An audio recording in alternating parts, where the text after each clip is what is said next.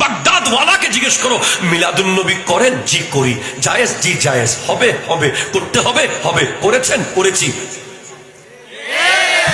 গরিব নওয়াজ মিলাদুন নবী? হ্যাঁ অবশ্যই করেছি। সায়েন্সের সিরিকুট মিলাদুন নবী কেন? তোমরা কি দেখো নাই 12 রবিউল আউয়ালে জশ্নে জুলুসে ঈদে মিলাদুন নবী 70 লক্ষ মানুষকে কি দেখো না একসাথে? কেন জুলুস করতে হবে? বলে সমস্ত মুসলমানকে এক কাউন্টার আনার জন্য জুলুস করতে হবে। পৃথিবীর একটা প্রোগ্রাম পারবে বিশ্ব মুসলমানকে এক করতে,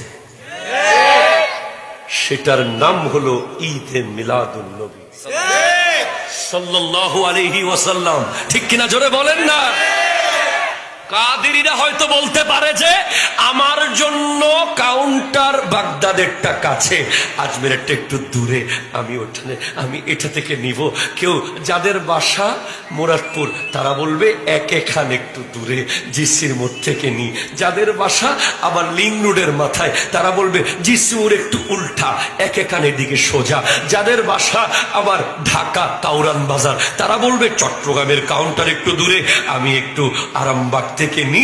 যারা বাগদাদি, যারা গাউসে পাকের আশেক তারা বলছে আমার জন্য গাউসে পাকের কাউন্টার কাছে, আমি কাদেরি। আরেকজন বলছে আমার জন্য আজমের কাছে, আমি চিস্তি। আরেকজন বলছে আমার জন্য ওইটা কাছে, আমি নকশবন্দি। আরেকজন বলছে আমার জন্য সেটা কাছে, আমি মুজাদ্দিদি। আবার আরেকজন বলছে আমার জন্য হানাফি কাছে, আমি হানাফি। আমার জন্য শাফিঈ কাছে, আমি শাফিঈ। আরেকজন বলছে আমার জন্য হাম্বলি কাছে, আমি হাম্বলি। আমার জন্য মালিকি কাছে, আমি ওই কাউন্টার থেকে নেব।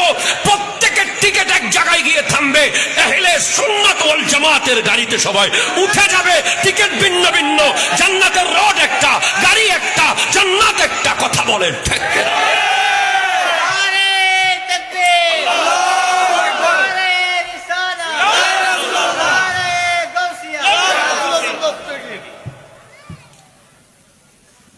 এই নবী শেষ সতর্ককারী। এই নবীর পরে আর কোন নবী আসবে না, ওলি আসবে, ওলি আসবে।